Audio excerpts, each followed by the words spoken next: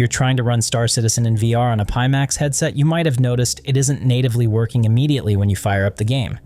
I'll walk you through the steps I took to make this game run flawlessly with my Pimax Crystal Super headset.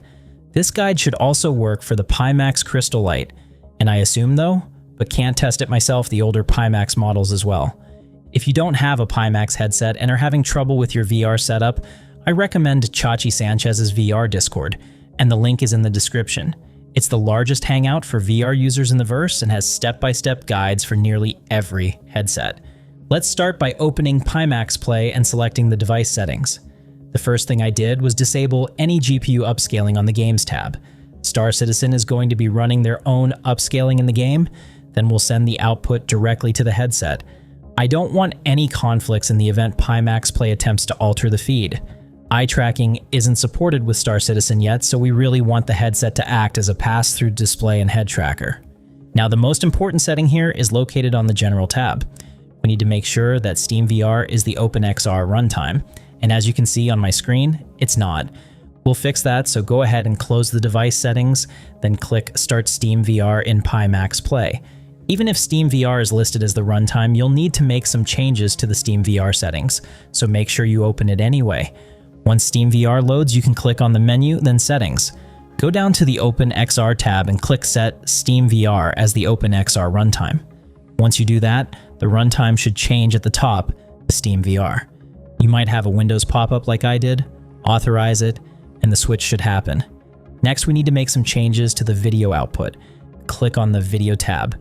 First, make sure you turn off motion smoothing, then change the render resolution from auto to custom.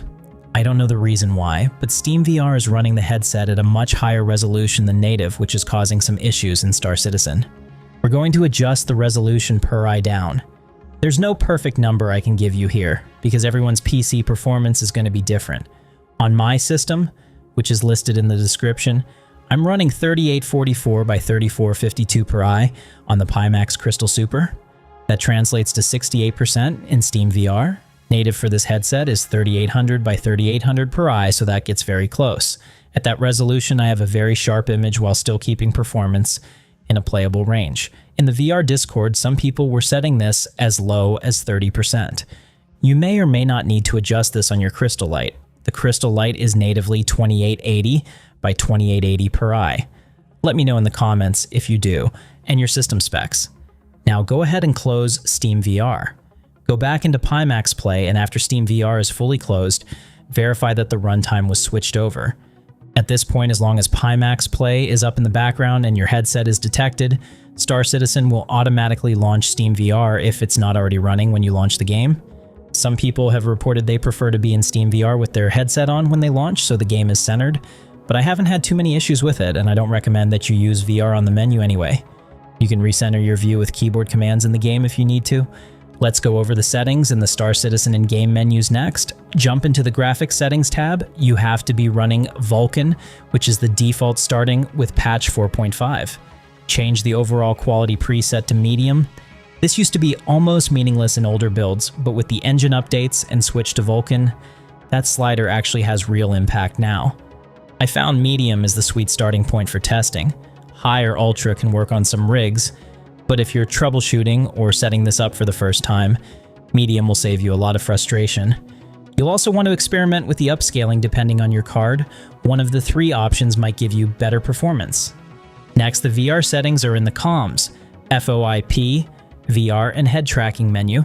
I recommend leaving VR off until you've fully loaded into the game and everything has stabilized. That works best for me. You can adjust everything from theater mode to IPD scale here.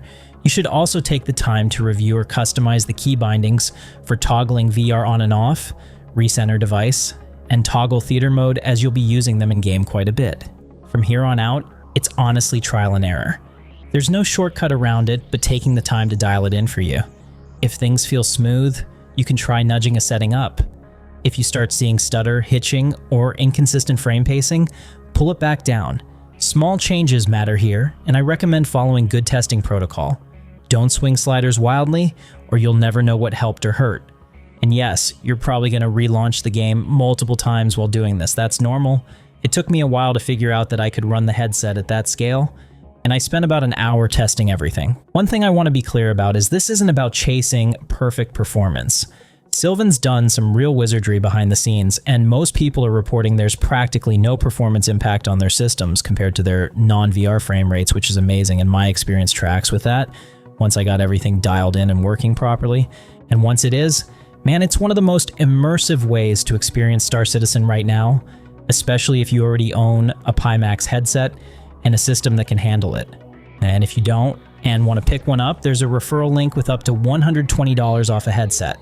Let me know if this helped you. Thanks for watching, and I'll see you in the verse.